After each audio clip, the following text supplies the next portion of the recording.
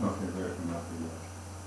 All right, Shabbat Shalom, everybody. Shabbat Shalom, Judith. And welcome to another celebration of the creation of the universe, the seventh-day Sabbath. On 6 days, God created everything that there is. And on the seventh day, He hallowed this day for us to remember creation by celebrating on the seventh day. And so we do as He has commanded. And the Jewish people around the world also keep the seventh day in commemoration of the creation of the universe and the earth and everything. So we thank God for this time, this celebration, commemoration, and commandment, because He commanded it so. In the synagogues around the world, they read from the Torah, which is the first 5 books of the Old Testament. And they read a Parshah. They divide it into 52 sections for each week of the year. And this week is Vayera, and He appeared. And it's from Genesis 18:1 through 22:24. And in my Torah, it's divided.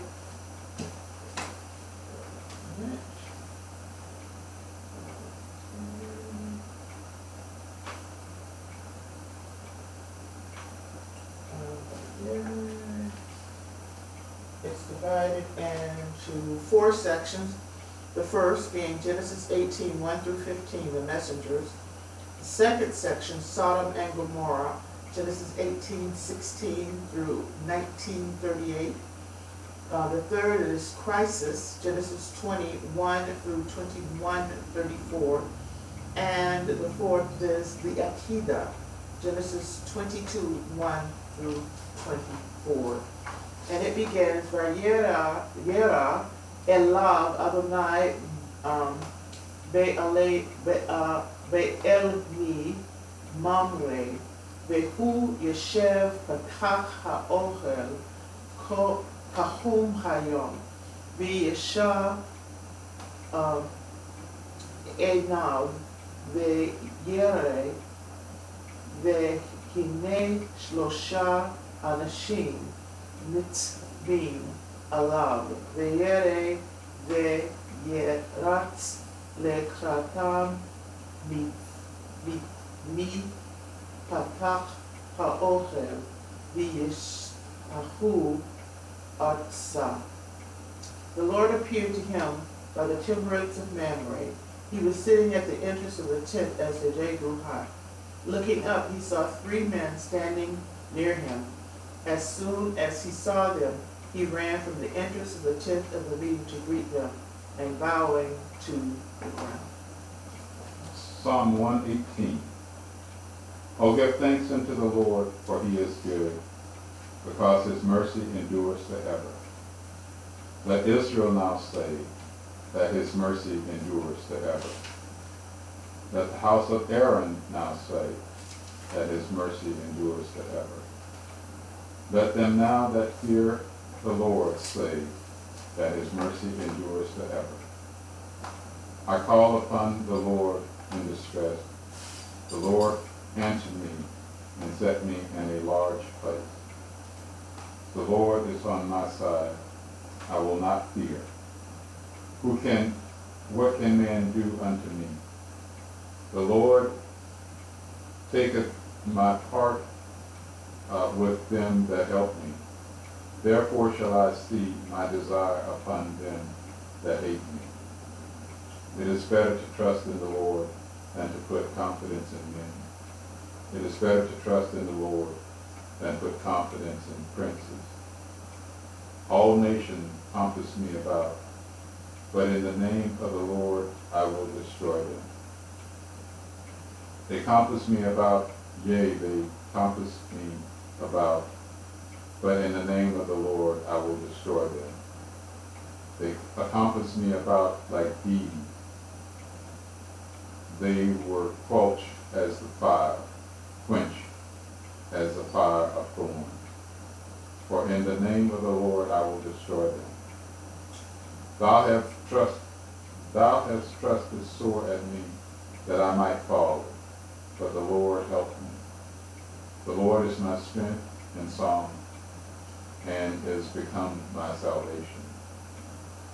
The voice of rejoicing and salvation is in the temple, in the tabernacle of the righteous. The right hand of the Lord does valiantly. The right hand of the Lord is exalted. The right hand of the Lord does valiantly. I shall not die, but live and declare the works of the Lord. The Lord has chastened me sore, but he has not given me over unto death. Open to me the gates of righteousness. I will do them, I will go into them, and I will praise the Lord. The gate of the Lord, this gate of the Lord, into which the righteous shall enter. I will praise thee, for thou hast heard me, and art my salvation. You can stop at verse 21. This is the word of the Lord. Our Father in heaven, hallowed be your name. May your kingdom come, and may your will be done. We give thanks to you, Lord God, for you have brought us to and into Shabbat, the day you created and blessed at the beginning of creation, and in time commanded your children, the Jews, to rest on this day, to worship and to give thanks and praise to the God through great power and might has kept his promise and has selected you as his name, his word. And we give thanks for it, for you have done great things. And we celebrate along with our brethren the Jews in this day for what Christ has also done and accomplished for us. For he has delivered us from the penalty of sin by bearing the sin upon himself. And we are free to sing and rejoice and to worship and to give thanks along with our brethren the Jews. For you, Lord God, have renewed us and restored us. And we give thanks. And pray you continue to draw us closer to you, that we may be near and understand and grow and fulfill our purpose. We thank you for you have sent the Christ. And we await his return. And we give thanks for the Spirit that remains with us to guide us and to instruct us. And it is in his name we pray. Amen.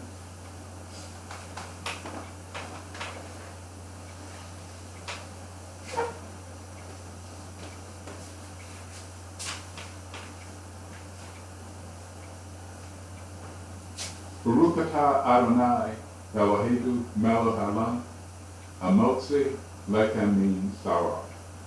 Blessed art you, Lord our God, King of the universe, who gives us bread from the earth.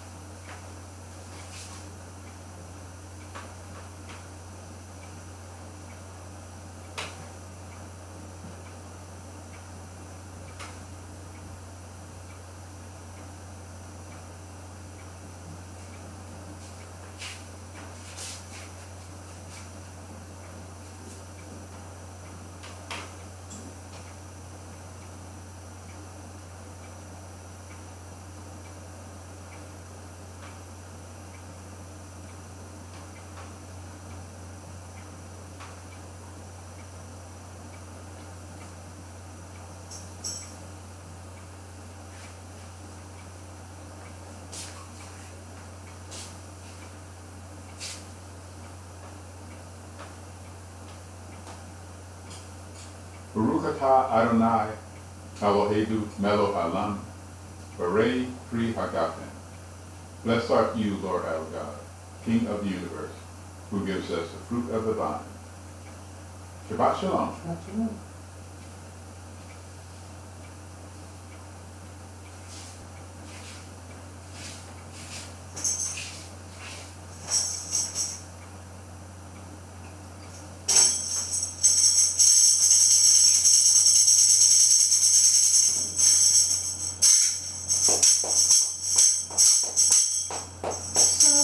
Shalom, Shabbat shalom, Shabbat, Shabbat, Shabbat, Shabbat, shalom, Shabbat shalom, Shabbat shalom, Shabbat, Shabbat, Shabbat, Shabbat, Shabbat, Shabbat, shalom, Shabbat,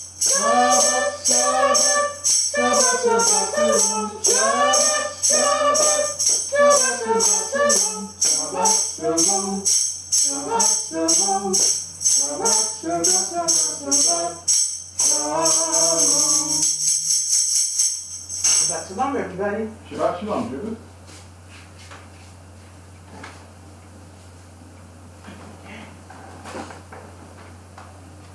And he appeared, Vayera. The Lord appeared to him by the pyramids of Mamre. He was sitting at the entrance of the tent of the great as the day grew hot. Looking up, he saw 3 men standing near him. As soon as he saw them, he ran from the entrance of the tent to greet them, and bowing to the ground, he said, "My lords, if it please you, do not go on past your servant. Let a little water be brought, bathe your feet, and recline under the tree. Let me fetch a morsel of bread, that you may refresh yourselves. Then go on, seeing that you have come your servant's way." They replied, "Do as you have said." Abraham hastened into the tent to Sarah and said, "Quick, 3 measures of choice flour, knead and make cakes." And then Abraham ran to the herd, took a calf, tender and choice, and gave it to his servant boy, who was hastened to prepare it. He took curds and milk and the calf that had been prepared, and set these before them, and he waited on them under the tree as they ate. They said to him, "Where is your wife Sarah?" And he replied, "There, in the tent." Then one said, "I will return to you when life is due, and your wife Sarah shall have a son." Sarah was listening at the entrance of the tent, which was behind him. Now Abraham and Sarah were old, advanced in years. Sarah had stopped having the periods of women, and Sarah laughed to herself, saying, "Now that I am withered, am I to have enjoyment with my husband so old?" Then the Lord said to Abraham, "Why did Sarah laugh, saying, Shall I in truth bear a child old as I am? Is anything too wondrous for the Lord? I will return to you at the time that life is due, and Sarah shall have a son." Sarah lied, saying, "I did not laugh," for she was frightened. But he replied, "You did laugh." Okay. Now this one is, well, I guess I didn't say this one is interesting, but also Torah Parshah, that's really interesting. This one takes, I'd say to say, or it's believed that this is about 3 days after Abraham's circumcision, and he is recovering. And this is on the 3rd day, and this is the most painful day of circumcision. Abraham circumcised his son, the men of his household, and also himself. So he's not all that mobile. So he's sick. What can call it sick? Now what is happening here is a divine visit to the sick. So God is visiting the sick here. And as I said, it was 3 days after the circumcision. And one of the things that Abraham is noted for is hospitality. And what does he do for these guests that show up? Who's making a sick call? He prepares a feast for them. Now, the first it said he saw them uh, in two ways. Because they were standing at the tent, and he saw him, and then he said it saw him again. So if you repeated the statement, let me just read it here. Well, he lifted up his eyes and looked, and lo, 3 men stood by him. Then he saw them. So it's repeating itself. So first he sees them, then he understands what they wanted. They weren't just standing there for no reason at all. But first he saw them, and then he realized that they were standing there, and didn't even ask him a question. He initiated the conversation. But when he saw them, he understood what they wanted.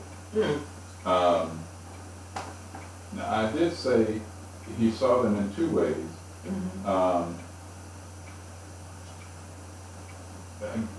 The people who will come and stand in front of you, they won't say anything because they don't want to cause any problem or cause any trouble, or they don't want to be a nuisance.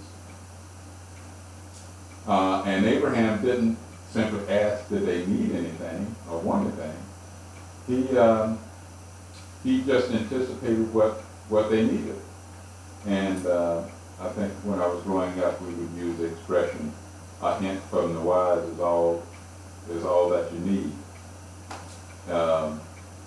So, you know, a wise person doesn't have to tell you, I want this, I want that. He anticipated what they needed.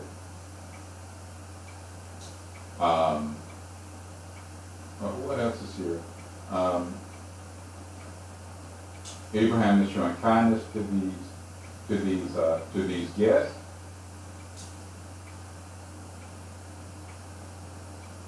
Well, actually, he saw them in two ways. Once he saw them physically, and the other way he saw them, he understood they didn't want to cause any problem or be a nuisance, and that's the way he saw them. Abraham wanted to show kindness, and what does he do? He gives a calf to one of the lads, and some think this is Isaac, not Ishmael. And there's somebody teaches that there's kind of a mistake in there of what he's doing, because he gives the Ishmael this calf and say, prepare it. And that's not, the idea here is training, but you don't train a child what to do by telling them what they should do. You train a child by example, by you doing it. So some tend to think there's a small flaw in what Abraham did by giving this calf to the lad. He should have shown an example as opposed to just giving it to him. But something else interesting is going on here too.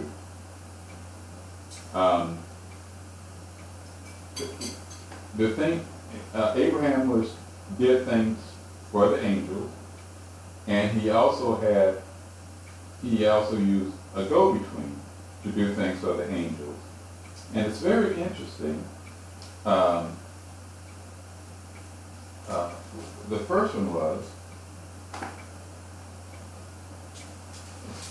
verse 17. Verse 4 says, "Let a little water, I pray thee, be fetched, and wash your feet and help yourself." So Abraham is going to get water for them, and he does that directly himself. He doesn't go through an agent. So when Israel was during the Exodus, and Israel was in the wilderness, what did God provide for them directly? He provided water. And so Abraham sets his pattern up because he does it himself. And what God does, he provides water. Also, Abraham provided bread for them directly. And manna from heaven was given, and that came directly from God. But the cattle had to come through. He had worked. He gave the calf to the lad, and the lad prepared the cattle, the calf. So he worked through an agent at that time. So who was the agent that God worked through during the Exodus? It was through Moses. And kind of an interesting parallel. The things that Aaron did directly is what God did directly for the people. And what Abraham did through an agent, God worked through an agent to bring that about through the people. So it's very interesting. An interesting parallel that was pointed out. Also, when Abraham gave the young man the calf, he was teaching his son kindness and how kindness should be done. Should be, for example.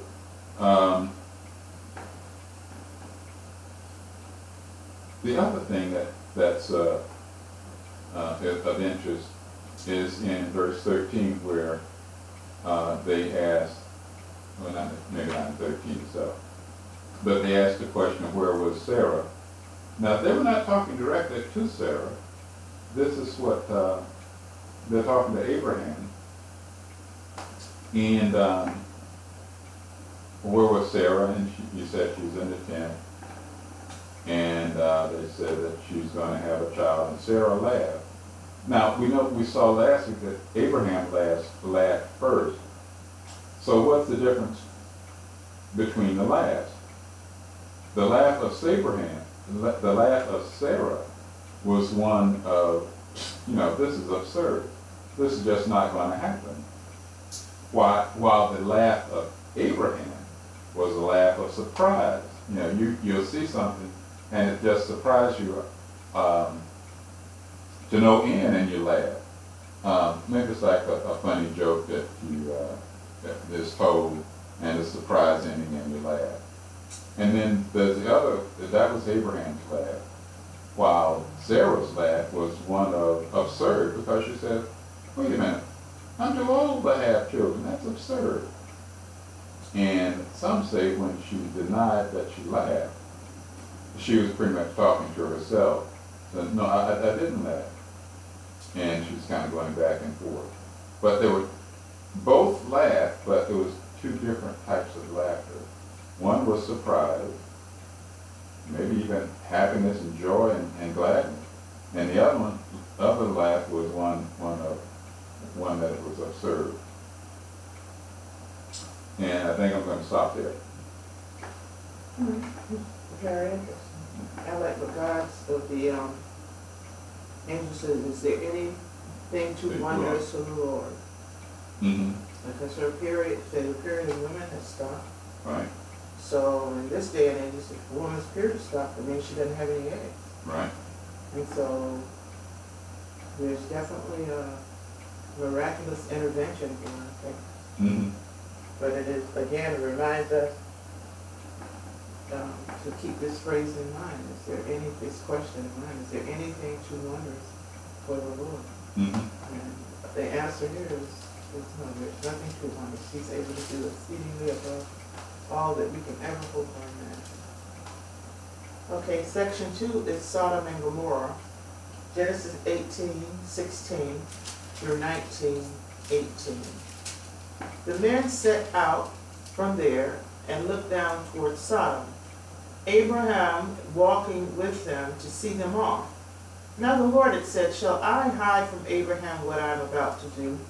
Since Abraham is to become a great and populous nation, and all the nations of the earth are to bless themselves by him? For I have singled him out, that he may instruct his children, his posterity, to keep the way of the Lord by doing what is just and right, in order that the Lord may bring about for Abraham what he has promised him. Then the Lord said, the outrage of Sodom and Gomorrah is so great, and their sin so grave. I will go down to see whether they have acted altogether according to the outcry that has come to me. If not, I will take note. The men went on from there to Sodom, while Abraham remained standing before the Lord. Abraham came forward and said, will you sweep away the innocent along with the guilty? What if there should be 50 innocent within the city? Will you then wipe out the guilty? What if there should be 50 innocent, will you then wipe out the place and not forgive it for the sake of the innocent 50 who are in it? Far be it from you to do such a thing, to bring death upon the innocent as well as the guilty, so that the innocent and guilty fare alike. Far be it from you. Shall not the judge of all the earth deal justly? And the Lord answered, if I find within the city of Sodom 50 innocent ones, I will forgive the whole place for their sake. Abraham spoke up, saying, here I venture to speak to my Lord. I who am but dust and ashes. What if the 50 innocent should lack 5? Will you destroy the whole city for want of 5? And he answered, I would not destroy it if I find 45 there. But he spoke to him again and said, what if 40 shall be found there? And he answered, I will not do it for the sake of the 40. And he said, let not the Lord be angry if I go on. What if 30 should be found there?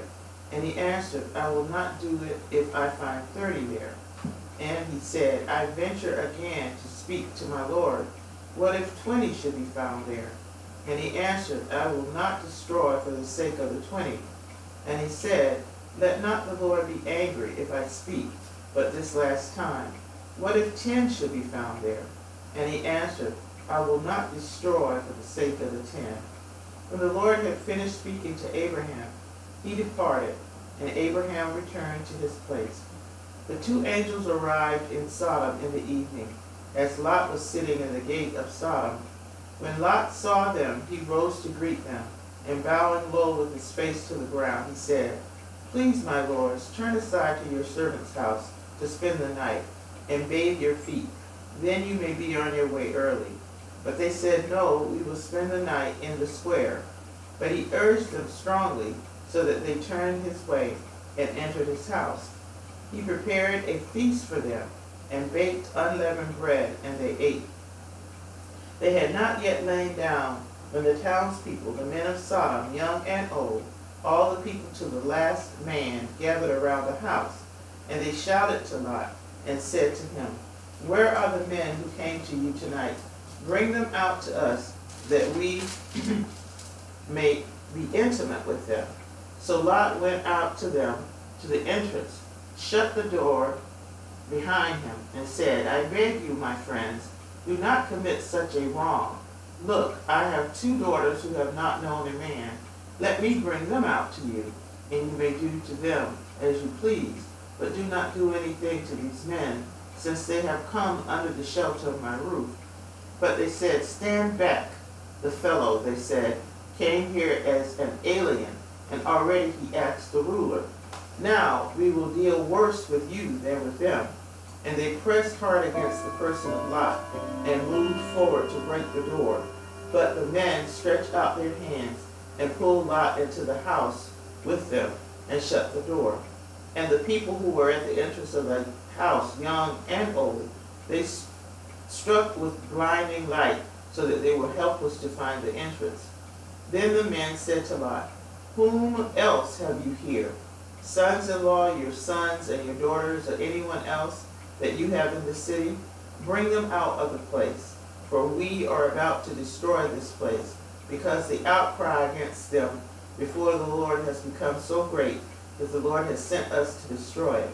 So Lot went out and spoke to his sons-in-law, who had married his daughters, and said, get out of this place, for the Lord is about to destroy the city. But he seemed to his sons-in-law as one who jests. As dawn broke, the angels urged Lot on, "Up, take your wife and your 2 remaining daughters, lest you be swept away because of the iniquity of the city." Still he delayed, so the men seized his hand and the hands of his wife and his 2 daughters in the Lord's mercy on him, and brought him out and left him outside the city. When they had brought them outside, one said, "Flee for your life. Do not look behind you, nor stop anywhere in the plain. Flee to the hills, lest you be swept away." But Lot said to them, "Oh no, my lord, you have been so gracious to your servant, and have already shown me so much kindness in order to save my life. But I cannot flee to the hills, lest disaster overtake me, and I die. Look, that town there is enough to flee to. It is such a little place, let me flee there. It is such a little place, and let my life be saved." He replied, "Very well, I will grant you this favor too, and I will not annihilate the town of which you have spoken. Hurry, flee there, for I cannot do anything until you arrive there." Hence the town came to be called Zoar. And the sun rose upon the earth, and Lot entered Zoar. The Lord rained upon Sodom and Gomorrah so furious fire from the Lord out of heaven. He annihilated those cities and the entire plain, and all the inhabitants of the cities, and the vegetation of the ground. Lot's wife looked back, and she thereupon turned into a pillar of salt. Next morning Abraham hurried to the place where he had stood before the Lord, and looking down toward Sodom and Gomorrah and all the land of the plain, he saw the smoke of the land rising like the smoke of a kiln. Thus it was that, when God destroyed the cities of the plain and annihilated the cities where Lot dwelt, God was mindful of Abraham and removed Lot from the midst of the upheaval. Lot went up from Zoar and settled in the hill country with his 2 daughters, for he was afraid to dwell in Zoar, and he and his 2 daughters lived in a cave. And the older one said to the younger, "Our father is old, and there is not a man on earth to consort with us in the way of the world. Come, let us make our father drink wine, and let us lie with him, that we may maintain life through our father." That night they made their father drink wine, and the older one went in and lay with her father. He did not know when she lay down or when she rose. The next day the older one said to the younger, "See, I lay with father last night. Let us make him drink wine tonight also, and you go and lie with him, that we may maintain life through our father." That night also they made their father drink wine, and the younger one went and lay with him. He did not know when she lay down or when she rose. Thus the 2 daughters of Lot came to be with child by their father. The older one bore a son and named him Moab. He is the father of the Moabites today. And the younger also bore a son, and she called him Ben-Ammi. He is the father of the Ammonites of today. Okay, this lot to unpack here. I'm going to just mention some things that are kind of interesting to me. This is the judgment of Sodom and Gomorrah, and the part that I can't sort out, I'm not sure of, or it doesn't make sense to me. In verse 20, said, "Then the Lord said, Behold, the outcry of Sodom and Gomorrah is great." So I'm saying, who's crying? Who's crying out, right? But Let's maybe, see if my thing says anything. Behold. What verse is that? 20. No, okay, 20, okay. 20 back in. Oh, it's back. Where is it? Okay. Yeah. Okay, 20.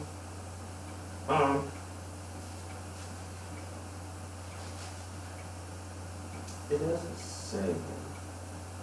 Yeah. Now, it's a cruel city, and if someone tries to do something right, they would kill them.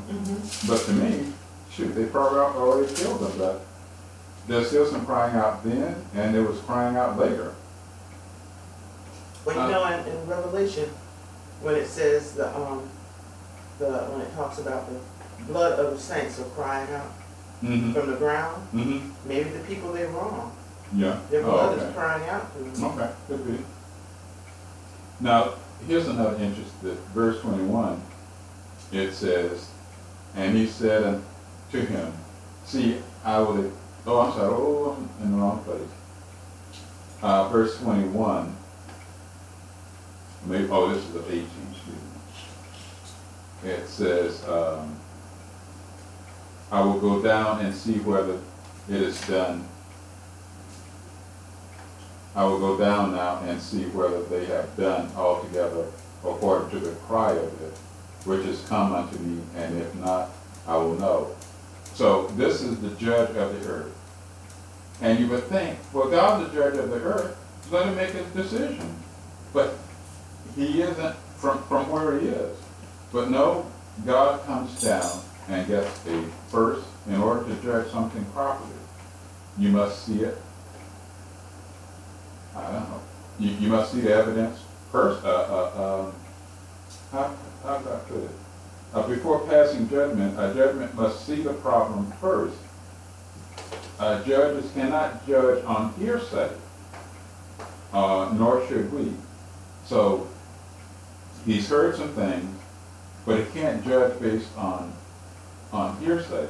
He has to come down and see it. And I'm saying, well, God in heaven, he can see anything he wants, but here, maybe this is for us, a lesson for us, that we can't judge on hearsay. We must see the evidence itself. So he comes down to see it. And I'm saying, he didn't do that at the time of Noah, but maybe that was a different time. So I'm still not sure who was doing the outcrying and what were they crying about? Because all the city was kind of corrupt. Now, moving on, did Abraham care about this city? He sure did. Sure did. And I guess God wanted to know if he really cared about the city. And he kind of bargained for the city. Not like Noah. Noah did not protest. Abraham did. And God encouraged this protest. You asked the question in such a way that he would protest. Now, why should Abraham care about Sodom? Who were the complete opposite of him. They were completely wicked. He was completely righteous. But he still cared about them. We know that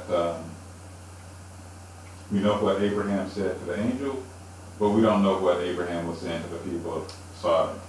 If you would have to say, you would think that he would have to be criticizing them to their face, because he was looking for righteous people. He was, I'm sure, trying to turn them to righteousness. But I guess he didn't succeed. And now he says, let's suppose there were 10 righteous. Well, one guy gives an example, and it says, suppose Sodom and Gomorrah had newspapers, and the day that God comes down, sees the city is corrupt, but find 10 righteous people. Let's say the newspaper, it's November 1st. God comes down on November 1st and finds 10 righteous people, or even 50 righteous people. What would the newspaper say on November 2nd about that? They wouldn't say anything, because they wouldn't have known. They wouldn't have known there was 10 righteous people or 50 righteous people praying that saved the city. They wouldn't have known. And I guess they would have only, it wouldn't have been in the newspaper anyway, because if there were not 10 righteous people, it would have been destroyed. But the idea here is, they didn't have 10 righteous people to save their city. But our world is in bad shape too, but it hasn't been destroyed. Yeah. So do we have 10 righteous people praying for to God to preserve us so we're not destroyed? So what happens when we don't have 10 righteous people praying to preserve the earth? So why Jesus hasn't come yet? There's 10 righteous people that are praying. Well, more than 10. That's my opinion. I don't. That's the way I see it. There's a parallel because there's righteous people praying that the world will not be destroyed. Some will say it's Torah study, but I think it's kind of all the same thing. The righteous people, and sooner or later God will not come back until it's going to be so bad you won't have any righteous people praying. So what protected the city, or could have protected the city? 10 righteous people. What's protecting the world right now? 10 righteous people.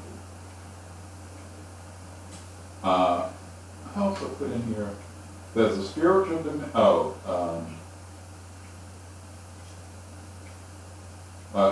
There's a spiritual dimension here at play, and not just a physical action. How does one become righteous? Well, by studying Torah.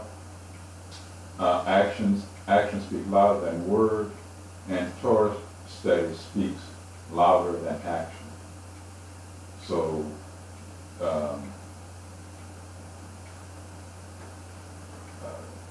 acting is one thing, Torah study is greater than that. And the other thing here, I'm going to finish up in a little bit.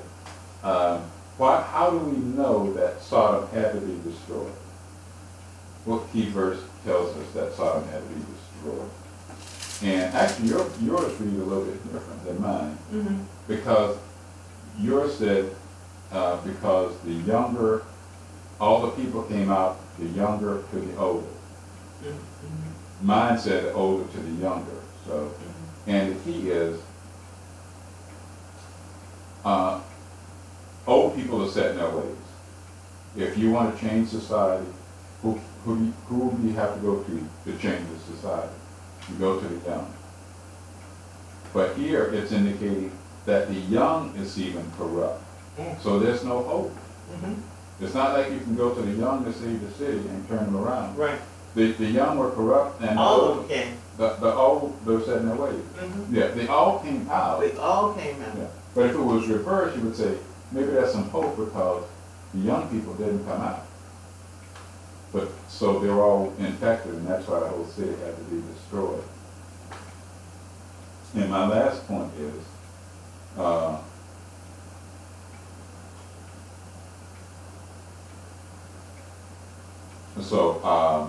I said, the young to the older, and one person points out, it was the young people who were dragging the old people to the house to commit sodomy.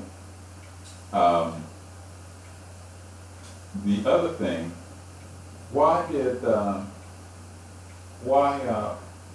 when Lot went to his son-in-laws to tell them to get out of the city because it was going to be destroyed, they laughed at him and mocked him. Now other translation didn't use the word Lord, will use capital letters. Yeah. Mine didn't use them, but apparently when he went to them, he was saying, the Yud-Heh-Vav-Heh is the one who said, come out. And God's name was also called the God of mercy.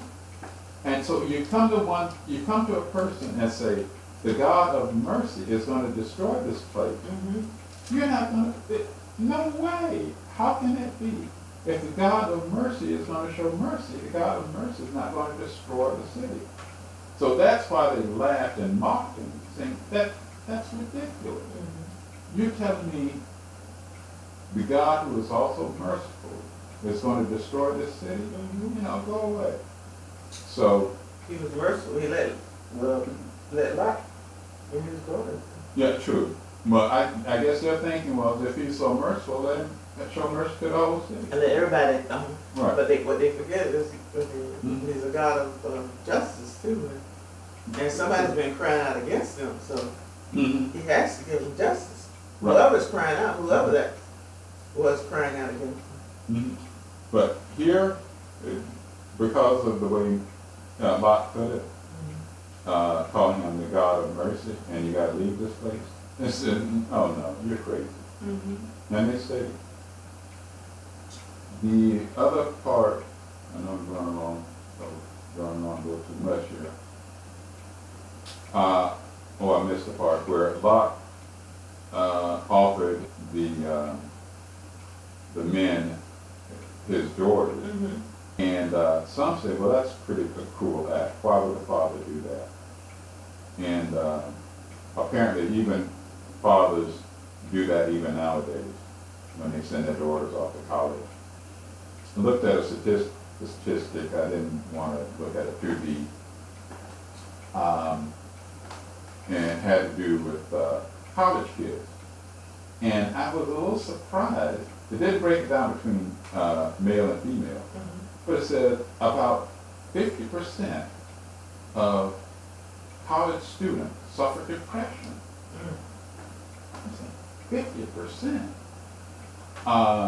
So you have a parent who's going to send their kids off to college, which is the same thing that Lot would, if you were criticizing Lot for what he did, you're sending your kid off to college. And you know peer pressure is just going to wreak havoc on them. You're doing the same thing. You may say you don't have any other option. Okay, that may be true. Well, I don't know. When you say you don't have any other option, well, what option did Lot have? But that number kind of stunned me. But I don't know. So if we say that Lot was a lousy parent, there's a lot of lousy parents parenting going on nowadays. The last part, I think I was hinting this to you about this earlier today, about Lot's wife being turned into a pillar of salt. Some of the sages say at one point is that Lot's wife wanted to see, well, what's being meted out here is divine justice. And she turned around to see deliverance of divine justice. And that was a mistake. You don't want to see God's justice because you're not going to understand it. The idea is if God brings you out of a bad place, a corrupt place, turn you back, turn and leave it, and don't turn around and look or try and gaze on it to see God's justice. If you have acknowledged that God has brought you from sin, don't turn you back to look at it or gaze on it, or muse about it, saying, well, or whatever. You just don't want to spend any time looking backwards. You just want to keep moving forward on it. So I think I'm going to stop with that part. All right, the third part. Oh, no, there was something. Go ahead. They were told not to look back because they deserve to be punished as well, and do not deserve to see the justice of God being done. They were not to look back because what they saw, they deserved that just as much as did others. Also, looking back was a yearning for what went on in that city. Kind of a yearning for it, and maybe that's what she would say. But that's about it. You don't want to look back at your past corruption. Okay, but I'm done now. All right, the third part is crisis. Genesis 20, verse 1 through 21:34. Abraham journeyed from there to the region of the Negev and settled between Kadesh and Shur. While he was sojourning in Gerar, Abraham said of his wife, "She is my sister." So Abimelech, king of Gerar, had Sarah brought to him. But God came to Abimelech in a dream by night and said to him, "You are to die because of the woman that you have taken, for she is a married woman." Now Abimelech had not approached her. He said, "O Lord, will you slay people even though innocent?" He himself said to me, "She is my sister," and she also says, "He is my brother." When I did this, my heart was blameless, and my hands were clean. And God said to him in the dream, "I knew that you did this with a blameless heart, and so I kept you from sinning against me. That was why I did not let you touch her. Therefore, restore the man's wife, since he is a prophet. He will intercede for you to save your life. If you fail to restore her, know that you shall die, you and all that are yours." Early next morning, Abimelech called all his servants and told them all that had happened, and the men were greatly frightened. Then Abimelech summoned Abraham and said to him, "What have you done to us? What wrong have I done you, that you should bring so great a guilt upon me and my kingdom? You have done to me things that ought not to be done." "And what then," Abimelech demanded of Abraham, "was your purpose in doing this thing?" "I thought," said Abraham, "surely there is no fear of God in this place, and they will kill me because of my wife. And besides, she is in truth my sister, my father's daughter, though not my mother's. She became my wife. So when God made me wander from my father's house, I said to her, 'Let this be the kindness that you shall do me. Whatever place we come to, say there of me, he is my brother.' Abimelech took sheep, oxen, and male and female slaves, and gave them to Abraham, and he restored his wife Sarah to him. And Abimelech said, 'Here, my land is before you. Settle wherever you please.' And to Sarah he said, 'I herewith give your brother 1,000 pieces of silver. This will serve you as vindication before all who are with you, and are cleared before everyone.' Abraham then prayed to God, and God healed Abimelech and his wife and his slave girls, so that they bore children. For the Lord had closed fast every womb of the household of Abimelech because of Sarah, the wife of Abraham. The Lord took note of Sarah as he had promised, and the Lord did for Sarah as he had spoken.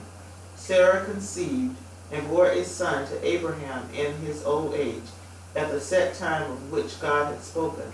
Abraham gave his newborn son, whom Sarah had borne him, the name of Isaac. And when his son Isaac was 8 days old, Abraham circumcised him, as God had commanded him. Now Abraham was 100 years old when his son Isaac was born to him. Sarah said, "God has brought me laughter. Everyone who hears will laugh with me." And she added, "Who would have said to Abraham that Sarah would suckle children? Yet I have borne a son in his old age." The child grew up and was weaned, and Abraham held a great feast on the day that Isaac was weaned. Sarah saw the son whom Hagar the Egyptian had borne to Abraham playing.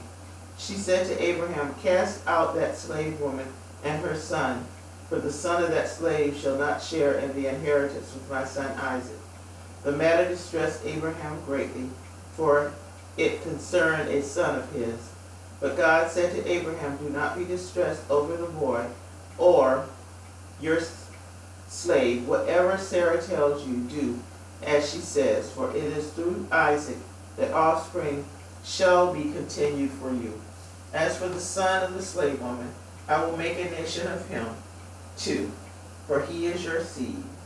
Early next morning, Abraham took some bread and a skin of water and gave them to Hagar. He placed them over her shoulder together with the child and sent her away. And she wandered about in the wilderness of Beersheba, where when the water was gone from the skin, she left the child under one of the bushes and went and sat down at a distance, a bow shot away, for she thought, "Let me not look on as the child dies." And sitting thus afar, she burst into tears. God heard the cry of the boy, and an angel of God called to Hagar from heaven and said to her, "What troubles you, Hagar? Fear not, for God has heeded the cry of the boy where he is. Come, lift up the boy and hold him by the hand, for I will make a great nation of him." Then God opened her eyes, and she saw a well of water. She went and filled the skin with water and let the boy drink. God was with the boy, and he grew up. He dwelt in the wilderness and became a bowman. He lived in the wilderness of Paran, and his mother got a wife for him from the land of Egypt. At that time, Abimelech and Phicol, chief of the troops, said to Abraham, "God is with you in everything that you do. Therefore swear to me here by God that you will not deal falsely with me or with my kith and kin, but deal with me and with the land in which you have sojourned as loyally as I have dealt with you." And Abraham said, "I swear." Then Abraham reproached Abimelech for the well of the water which the servants of Abimelech had seized. But Abimelech said, "I do not know who did this. You did not tell me, nor have I heard of it until today." Abraham took sheep and oxen and gave them to Abimelech, and the two made them a pact. Abraham then set 7 ewes of the flock by themselves, and Abimelech said to Abraham, "What mean these 7 ewes which you have set apart?" He replied, "You are to accept these 7 ewes from me as proof that I dug this well." Hence that place was called Beersheba. For there the two of them swore an oath.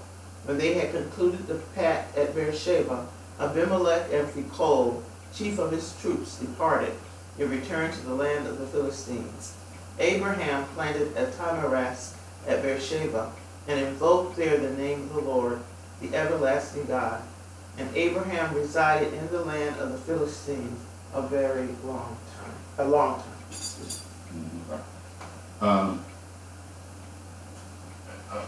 This another story here. I guess Abraham sojourns again, and he goes to after Sodom and Gomorrah was destroyed, Abraham moves again, and goes to Abimelech's country. I can't remember the name of the city. Gerar. And Lot's not with him this time, and they pretty much ran into the same problem. Abimelech takes Sarah to be his wife, and this is after God tells him, or the angel tells him that, hey, a year from now, Sarah's going to have a child. Mm-hmm. So, I don't know, maybe there's a little flaw in his thinking here, because he's thinking that, well, if I tell her she's my wife, I'm going to die. But the angel just told him, a few months earlier, that he was going to have a child. So, there's a small flaw in his thinking here. Abimelech takes Sarah. They had to be good looking somehow. And God speaks to him in a dream, and he responds and gives Abraham a lot of wealth, and kind of chides Abraham and say, hey, you can still live in the land. When Abraham went to Egypt, the king gave him a lot of wealth, and they kicked him out of Egypt. So but this time, they say you can stay in the land, and they kind of make a peace treaty here. Because they knew that God was with them. So here, this one's a little bit different, because God said you're going to have a child afterwards. There's a lot more in here, but I think I'm going to stop here for now. Okay. I don't want to do it.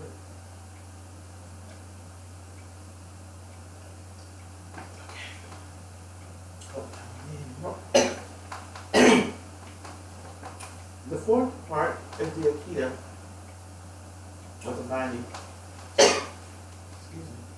And it's from Genesis 22, 1 through 24. Sometime after God put Abraham to the test. He said to him, Abraham, and he answered, Here I am.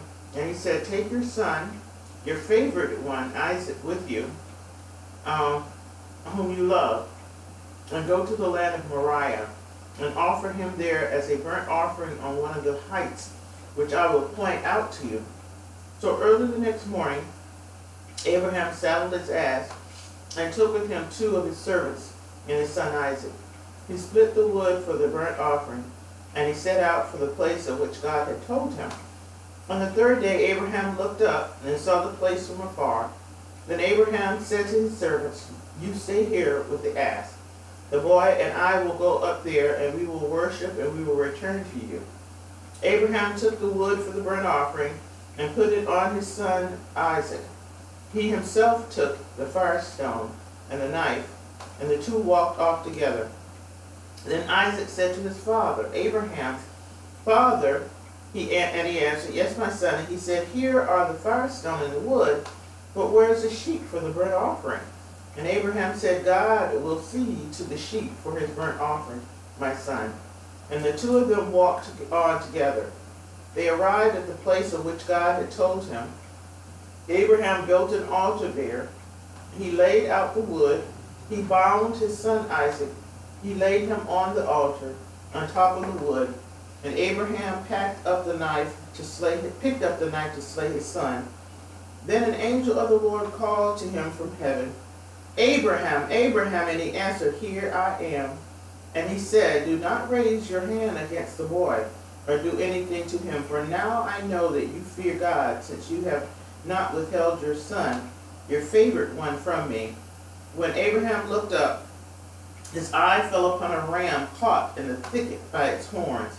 So Abraham went and took the ram and offered it up as a burnt offering in place of his son. And Abraham named that site Adonai Yireh, whence the saying, On the mount of the Lord there is vision.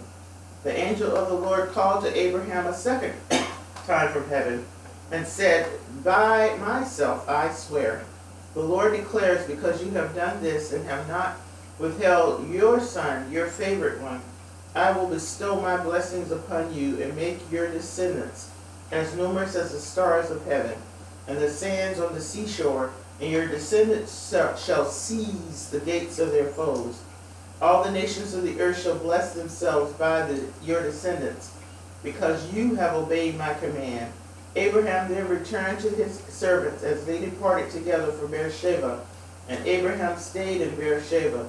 Sometime later, Abraham was told, Milcah, too, has borne children to your brother, Nahor, Uz, the firstborn, and Buz, his brother, and Kemuel, the son of Aram, and Chesed, Hazor, Fildash, Yidlaf, and Betuel. Betuel being the father of Rebekah. These 8 Milcah bore to Nahor, Abraham's brother, and his concubine, whose name was Reumah, also bore children, Tabah, Gaham, Tabash, and Makkah. Okay. Now, this one, the binding is interesting. But in Abraham's time, people owned their children. They could do anything they wanted to their children, even kill them and sacrifice them. So when this binding has to do with ownership of a child, and we think that God wanted, and even Abraham thought, God wanted him to kill his son, but the idea, some sages say, no, that's not the idea here. The idea here is Abraham is to give up ownership of the son. He can't do anything he wanted to the son. And this is the lesson that God is pointing out. And was Abraham disturbed by this? I'm tempted to say yes, because in verse 3 it says, Abraham rose early in the morning and saddled his ass and took 2 of the young men with him. Abraham had servants. He didn't need to saddle some donkey or make provision, he would tell people to do that. But Abraham was so focused, he couldn't even think. He wasn't even thinking that way. Also, when he sent Hagar out and Ishmael out, he also got up early and got provision for him. He just didn't tell the servant, hey, make sure they have some food, water, and a donkey, and send them out. I think it disturbed him as well. He was just as focused with Isaac's project as he was with the one with Ishmael. Because he did it himself. He woke up early. He didn't leave it to his servants to do it. You don't get the impression here about his son, how old his son is, but some say his son is up in his 30s. And he's not, a 14-year-old. He's got some age on him. And the idea here is that Abraham is to give up ownership of his son. He doesn't own his son, he can't do everything he wants with his son. And that's the idea here. That ram was in the bush the whole time. It just didn't miraculously appear. But Abraham was so focused that he didn't see it until God revealed that, yes, you've given ownership of your son to me, and he opened his eyes. And the blessing was also promised to Abraham. And that's all I have, I think, for now. Well, that's it. That's it? Okay. That is it. That's the end of the Parsha for this week. Very ended on an interesting note because it was a foreshadowing of Messiah. Foreshadowing of what God had to give up. He had to give up ownership of his son. Who came and died for, was offered up as an offering for mankind. For the sins of mankind. Right. Next week, the Sarah, death of Sarah, Genesis 23:1 through 25:18. And it begins. Veyahu chai Sarah, 100 shana ve-20 shana, ve-7 shanim, sheni chaya Sarah. Ve-tamat Sarah be-karit arbahu, Hebron be'eretz Canaan, ve'yavog Avraham lisfod lesara ve'levu bata. Sarah's lifetime, the span of Sarah's life, came to 127 years. Sarah died in Kiriath Arba, now Hebron, in the land of Canaan, and Abraham proceeded to mourn for Sarah and to bewail her. All right.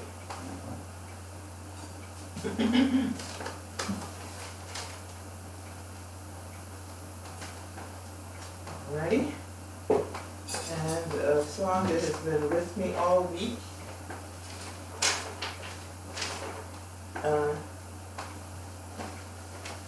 A charge to keep I have, and it was written by Charles Wesley. Charles Wesley is a Methodist, is the founder of the Methodist Church. I believe so. It had something to do with the Wesley, the Methodist, because when I went to school, we used to go to a Methodist church, and they had the Wesley Society. So something. So it was written in 1762. But we used to sing this, the deacons used to line this hymn in, when we went to church. And so we'll sing it, sing the first verse because it's so slow. And so we'll maybe sing some of the other verses next week. All right.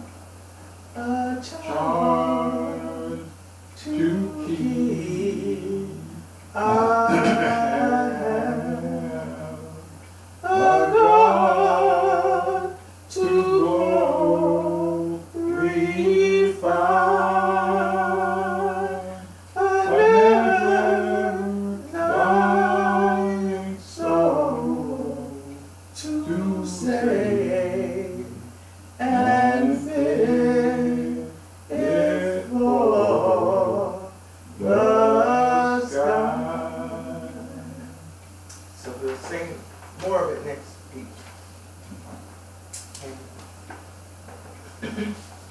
So we enjoy this, we look forward to what the Lord will reveal to us. Is there anything too wondrous to the Lord? I will have to remember that and meditate on that. There's nothing too wondrous for the Lord. We can depend on Him. He's able to do exceedingly above all we can ever hope or imagine. So, we say, Shabbat Shalom. Shabbat. yes, Shabbat Shalom, and have a good week. Whole world is waiting. Sing song of Shabbat. Whole world is waiting. Sing song of Shabbat. Whole world is waiting. Sing song of Shabbat. Whole world is waiting. Sing song of Shabbat. I'm also waiting, waiting to sing the song of. I'm also waiting, sing the song of Shabbat. Whole world is waiting, sing the song of Shabbat. Whole world is waiting, sing the song of Shabbat.